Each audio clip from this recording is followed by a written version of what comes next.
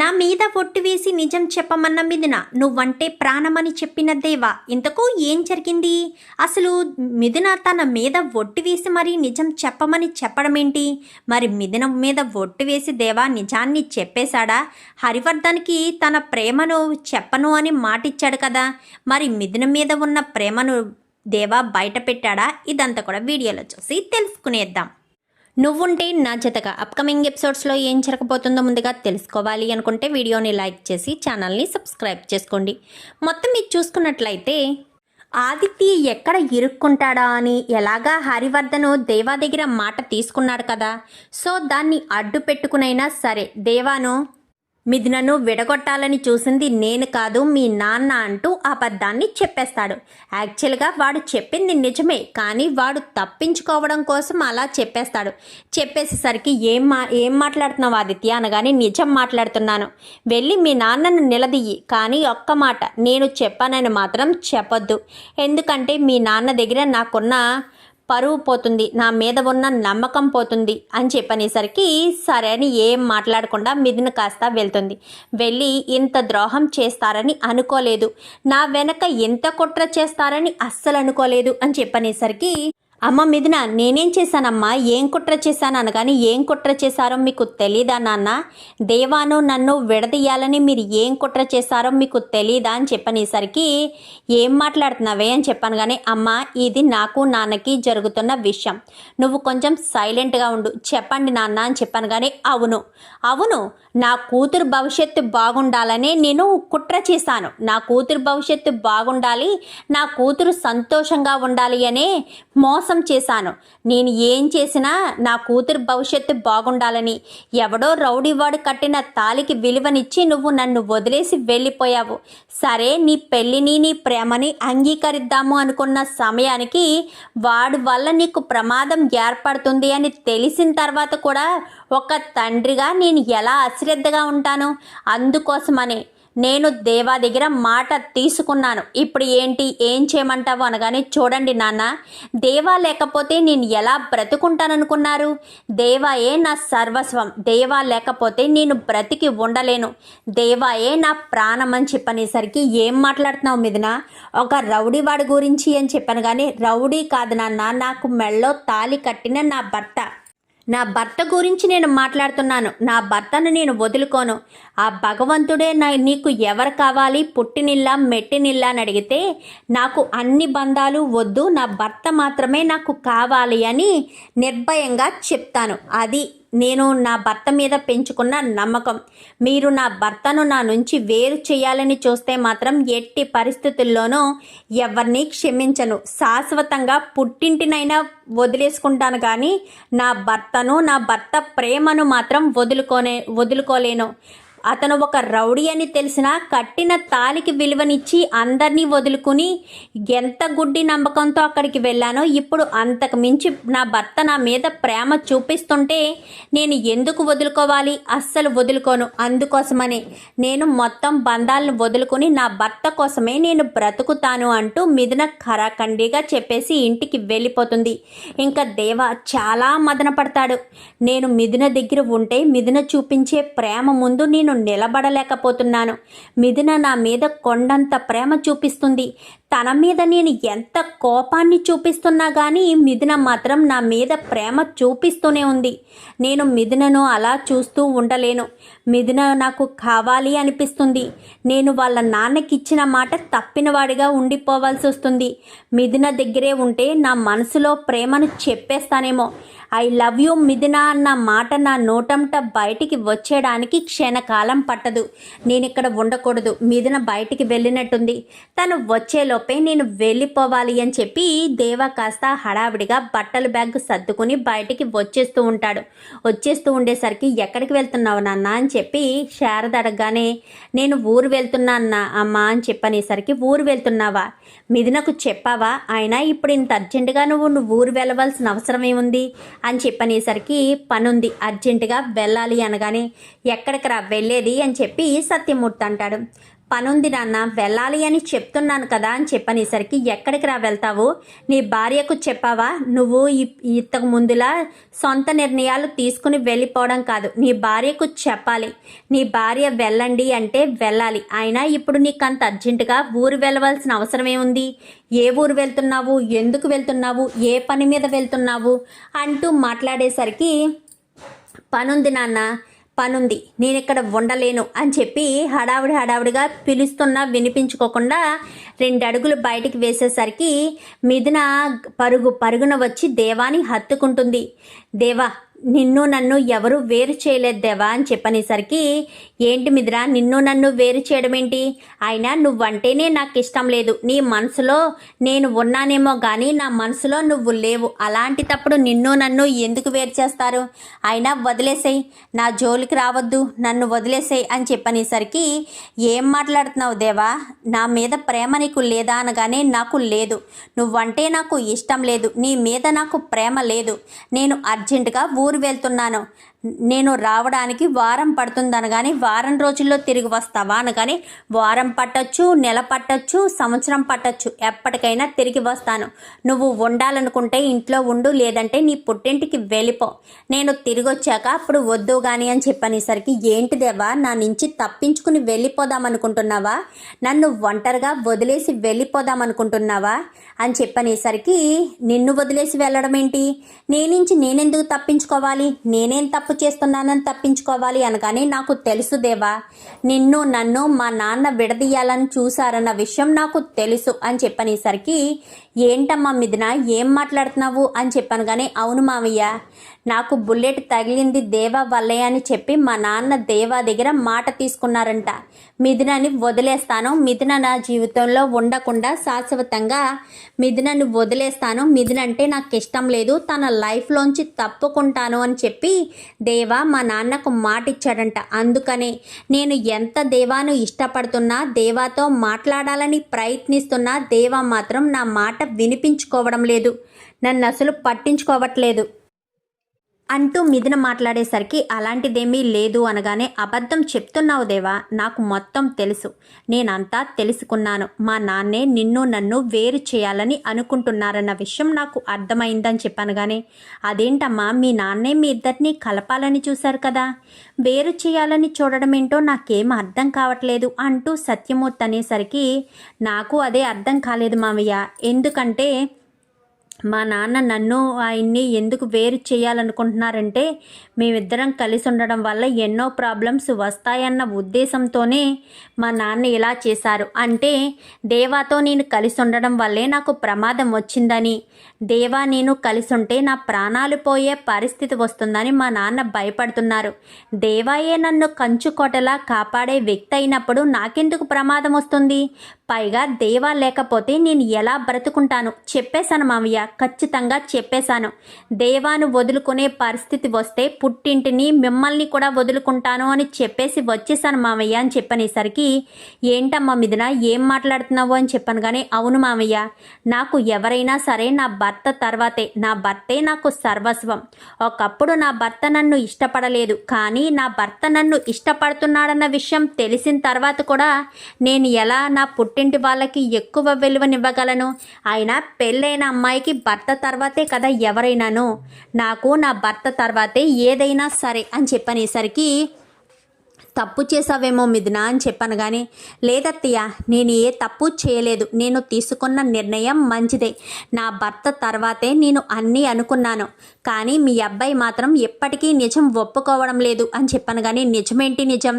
నేను నిన్ను ప్రేమించట్లేదు, నేను నిన్ను ఎప్పటికీ భారీగా అంగీకరించను, నిన్ను ఎప్పటికీ ఒక ద్వేషించే మనిషిలాగే చూస్తాను. నీ మీద నాకు ఫీలింగ్ నువ్వు మా ఇంట్లో మొదటి రోజు అడుగు పెట్టినప్పుడు ఏముందో ఇప్పుడు అదే ఉంది అని చెప్పాను కానీ, అవునా నువ్వు నన్ను నిజంగా ఇష్టపడడం లేదా అనగానే, లేదు నిన్ను ఇష్టపడడం లేదు అనగానే, నన్ను ఇష్టపడకుండానే నేను ప్రమాదంలో ఉంటే తల్లడిల్లిపోయావా? నన్ను ఇష్టపడకుండానే ఉంటేనే నేను హాస్పిటల్లో ఉండగా నిప్పులు తొక్కి మరీ నా భార్య మిథున కోలుకోవాలి అని అగ్నిగుండం చుట్టూ తిరిగావా? నేనంటే ఇష్టం లేకుండానే నీ కళ్ళల్లో కన్నీళ్ళు వచ్చాయా? నీ మనసులో ప్రేమ పుట్టిందా? నాకు నీ ప్రేమ విషయం చెప్పాలని ఎంతలా తల్లడిల్లిపోయా మర్చిపోయావు? ఆ విషయాలేమీ నీకు గుర్తులేదా? నేనంటే ఇష్టం లేదు అని అబద్ధం చెప్పి నిన్ను నువ్వు మోసం చేసుకుంటూ నన్ను మోసం చేస్తావేంటి దేవా? నీ మనసు నాకు చెప్తుంది, నువ్వు నా మెడలో కట్టిన తాళి నాకు చెప్తుంది నువ్వు నన్ను భార్యగా అంగీకరించడానికి సిద్ధంగా ఉన్నావని. కానీ మా నాన్న ఎప్పుడైతే నీ దగ్గర మాట తీసుకున్నాడో నువ్వు నా ప్రాణాల కోసం నా గురించి ఆలోచించి నాకెక్కడ ప్రమాదం జరుగుతుందేమోనని భయపడి నువ్వు నిజాన్ని ఒప్పుకోవడం లేదు. చెప్పు దేవా అని చెప్పనేసరికి, లేదు నేను నిన్ను ఇష్టపడడం లేదు, నువ్వంటే నాకు ఇష్టం లేదు అని చెప్పనేసరికి, లేదు దేవా నువ్వు అబద్ధం చెప్తున్నావు అనగానే, ఎందుకు దేవా ఇలా చేస్తున్నావు? ఇంత ప్రేమించే భార్య, ఇంత అర్థం చేసుకునే భార్య దొరకడం చాలా అదృష్టం. నీకు అదృష్టం రాసిపెట్టి ఉంది కాబట్టే మిథున లాంటి అమ్మాయి నీకు భార్యగా దొరికింది. అందరూ పెళ్ళిళ్ళు చేసుకుంటారు, పెళ్ళిళ్ళు చేసుకున్న తర్వాత అందరికీ భార్యలు వస్తారు. కానీ అమ్మ లాంటి భార్య, అర్థం చేసుకునే భార్య కొంతమందికి మాత్రమే వస్తారు. నీకు పెళ్ళి చేయాలని మేము అనుకోలేదు. నీకు మిథునకి ముహూర్తాలు పెట్టలేదు, మంచి రోజు చూసి పెళ్ళి చేయలేదు. కానీ ఆ భగవంతుని సన్నిధిలో పెళ్ళి జరిగిపోయింది. కానీ ఈ రోజుల్లో అమ్మాయిలు ఎవరూ కూడా పెళ్ళిని లెక్క చేయడం లేదు. అలాంటి ఈ సిచ్యువేషన్లో కూడా మిథున లాంటి అమ్మాయి నిన్ను భర్తగా కోరుకుని మన ఇంట్లోకి వచ్చి కింద కూర్చుని కింద పడుకుని తిండి పెట్టకపోయినా అష్ట కష్టాలు పడి మిథున లాంటి అమ్మాయి ఇంట్లో అడ్జస్ట్ అయి నీ కోసం బ్రతికింది. అలాంటి అమ్మాయి దొరకడం అదృష్టం దేవా. నీ మనసులో మాట బయట పెట్టు దేవా. ఎవరిని మోసం చేద్దామనుకుంటున్నావు? నిన్ను నువ్వు మోసం చేసుకుని ఏం సాధిస్తావు దేవా? నీ జీవితానికి దీపం లాంటిది మిథున. అలాంటి మిథునను నువ్వు దూరం చేసుకోవద్దు. నువ్వు ఎప్పటికీ మిథునను దూరం చేసుకుంటే బాధపడతావు దేవా. నువ్వు మిథునను దూరం చేసుకుని నిన్ను నువ్వు మోసం చేసుకోవద్దు దేవా అంటూ ఇంకా సత్యమూర్తి ఎంతగానో చెప్పడానికి ప్రయత్నిస్తాడు. ఎంతలా చెప్పాలని ప్రయత్నించినా కానీ దేవ మాత్రం అస్సలు వినిపించుకోడు. నాన్న నేను అర్జెంటుగా వెళ్ళాలి, నన్ను ఆపడానికి ప్రయత్నించొద్దు. ఎవరు ఇంట్లో ఉండాలనుకుంటే ఉండండి, ఎవరు వెళ్ళిపోవాలనుకుంటే వెళ్ళిపోండి, నాకు అభ్యంతరం లేదు. కానీ నన్ను మాత్రం ఇబ్బంది పెట్టద్దు, నేను అర్జెంటుగా వెళ్ళాలి, నాకు పనుంది అని చెప్పి దేవ కాస్త మిథున నుంచి దాటుకుని ముందుకు వెళ్ళబోయేసరికి మిథున చేతిని పట్టుకుంటుంది. వదులు మిథున, నువ్వంటే ఇష్టం లేదు, నువ్వంటే నాకు బదరిగా నేను అంగీకరించలేదు అంటే నీకు అర్థం కాదా? ఎందుకు నన్ను విసిగిస్తావు? ఎందుకు నన్ను ఇబ్బంది పెడతావు? నాకు నువ్వంటే నిజంగా ఇష్టం లేదు, వదిలేసే మిథున, ఇష్టం లేదు వదిలేసే అని చెప్పాను. కానీ నిజంగా ఇష్టం లేదా దేవా అని చెప్పాను. కానీ నిజంగా నువ్వంటే నాకు ఇష్టం లేదు, నేను నిన్ను భార్యగా అంగీకరించలేను. ఈ జన్మకే కాదు, ఎన్ని జన్మలెత్తినా నిన్ను మాత్రం నేను భార్యగా అంగీకరించను. నీలాంటి అమ్మాయిని నేను భార్యగా ఒప్పుకోను అని చెప్పి దేవా ఖచ్చితంగా గట్టిగా చెప్తాడు. అవునా, సరైతే వెళ్ళు, వెళ్ళి నీ మాట నిజమని నమ్మి నువ్వు వెళ్తున్నావు కదా, వెళ్ళు. అదే మాట నా మీద ఒట్టేసి చెప్పు దేవా అంటూ మిథున దేవా చేతిని కాస్త తన మీద ఒట్టేయించుకుంటుంది. వేయించుకునేసరికి ఒక్కసారిగా షాక్ అయిపోతాడు దేవా. మిథున ఏం చేస్తున్నావు? వదులు అనగానే, వదలను, నువ్వు నేను చచ్చినంత నా మీద ఒట్టు వేసి నిజంగా నువ్వంటే నాకు ఇష్టం లేదు, నీ మీద నాకు ప్రేమ లేదు, నిన్ను ఎప్పటికీ నేను భారీగా అంగీకరించను, నీ మీద నాకు ఎప్పటికీ కోపమే ఉంటుంది తప్ప ప్రేమ పుట్టదు అని చెప్పేసి వెళ్ళిపో. ఇంకా నీ జీవితంలో నేనంటూ నీ కంటికి కనిపించను, నీ కంటికి నీ చెవులకి నా మాట వినిపించదు, చెప్పు దేవా అని చెప్పనేసరికి ఇంకా వెంటనే దేవా చేతిని తీసేస్తాడు. చేతిని తీసేసి ఇంకా అడుగు వేసుకుంటూ వెళ్ళిపోతాడు.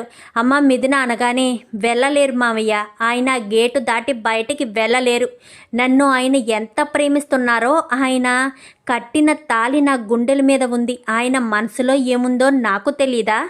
ఆయన గేటు దాటి వెళ్ళలేరు. ఆయన అక్కడికి ఆవేశంగా వెళ్ళినా నేనంటే ఆయనకి చచ్చేంత ఇష్టం, నా మీద కొండంత ప్రేమ ఉంది, ఖచ్చితంగా వెనక్కి వస్తారు, చూస్తూ ఉండండి అని చెప్పి ఇంకా మిథున కాస్త అలానే చూస్తూ ఉంటుంది. దేవా చాలా ఆవేశంగా గేట్ వరకు వెళ్తాడు.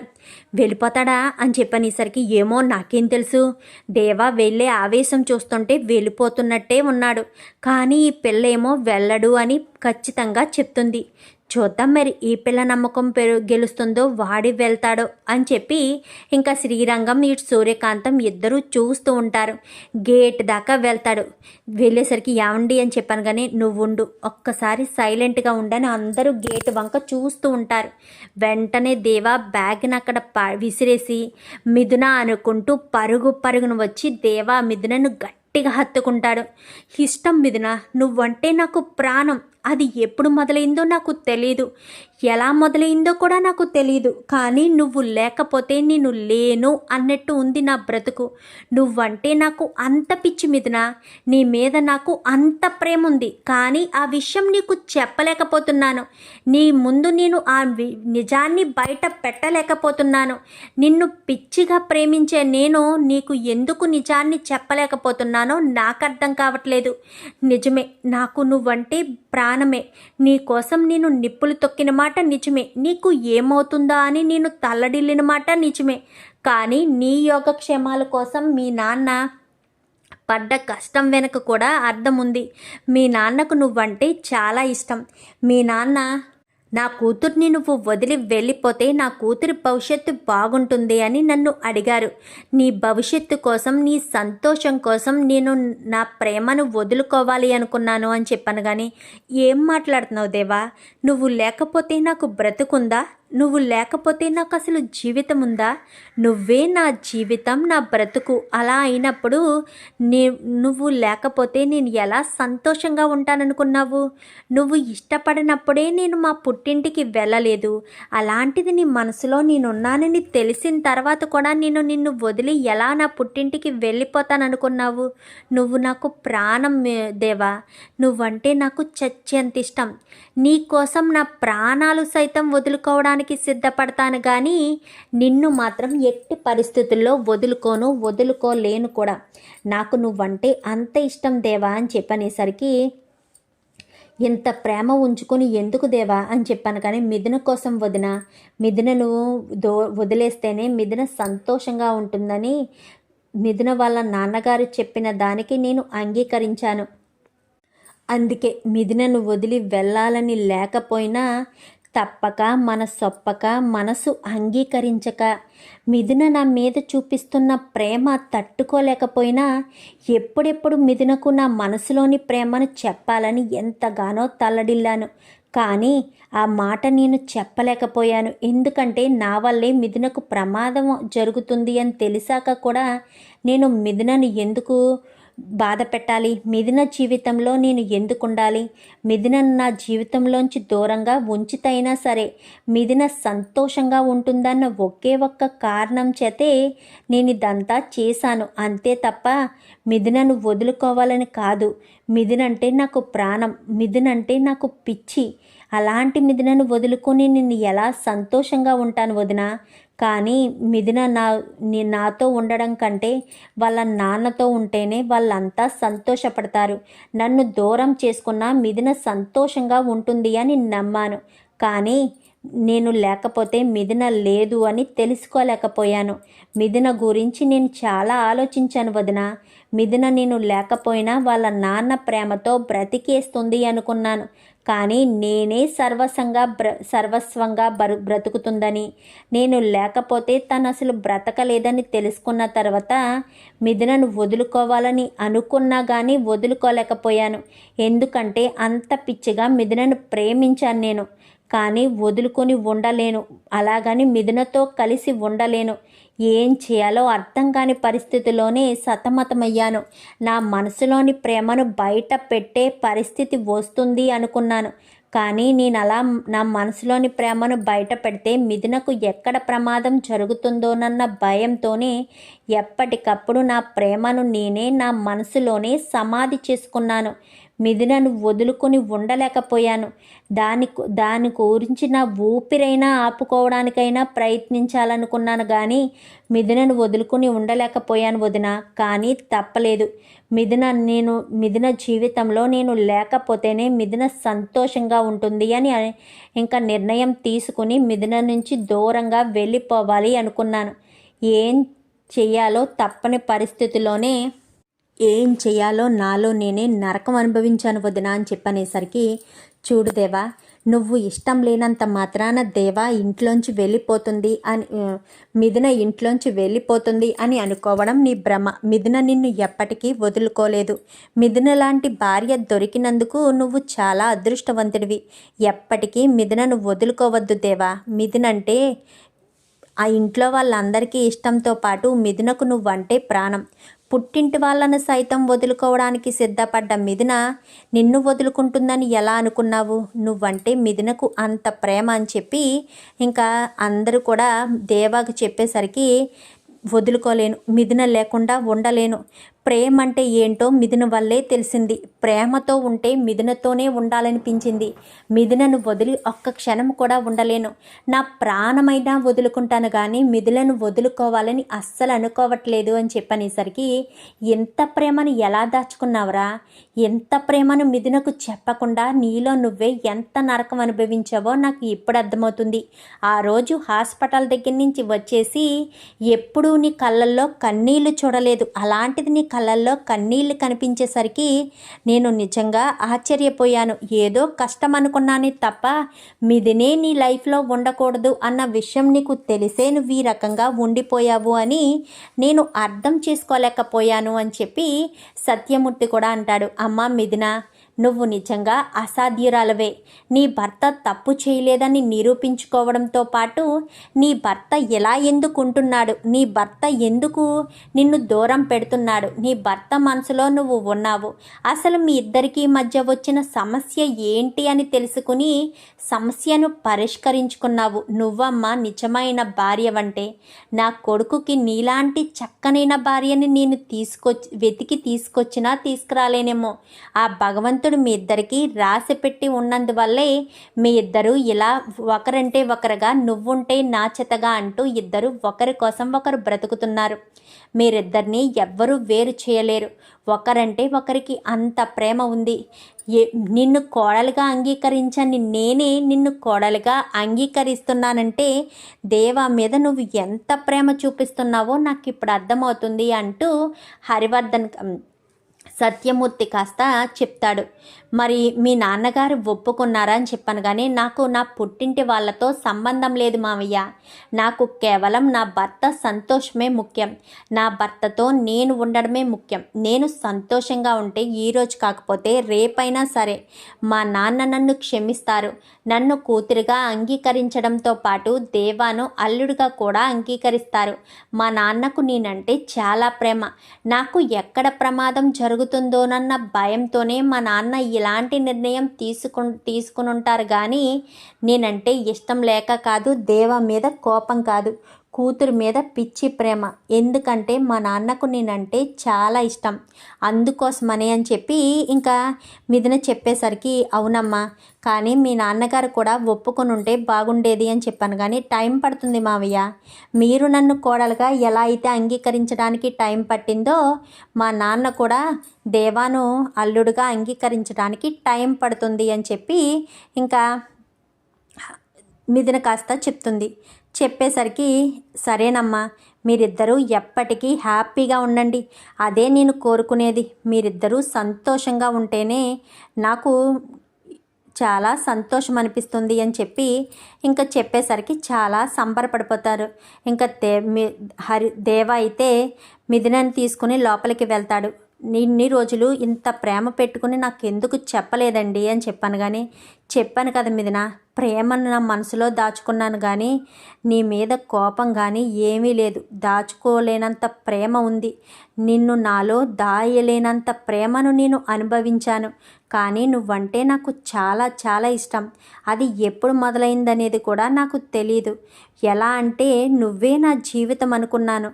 కానీ నీకెప్పుడైతే ప్రమాదం జరిగిందో మీ నాన్న భయపడ్డారో నిన్ను వదులుకోవాలని మాట అయితే ఇచ్చాను కానీ నేనెప్పుడూ నిన్ను వదులుకోవాలన్న ఆశ నాలో కలగలేదు అని చెప్పి దేవ కాస్త చెప్పేసరికి నాకు తెలుసని ఇద్దరు కూడా ఒకరినొకరు హత్తుకుంటారు. వాళ్ళిద్దరూ అలా ఉండేసరికి ఇక్కడ హరివర్ధను అటు ఆదిత్య ఇద్దరు కూడా ఎంత మంచి అవకాశం వచ్చింది, దేవా మిథున విడిపోతారు ఈ దెబ్బతో అనుకున్నాను, మళ్ళీ వాళ్ళిద్దరూ ఒకటైపోయారు అని చెప్పి ఆదిత్య ఇటు హరివర్ధన్ ఇద్దరూ అనుకుంటారు.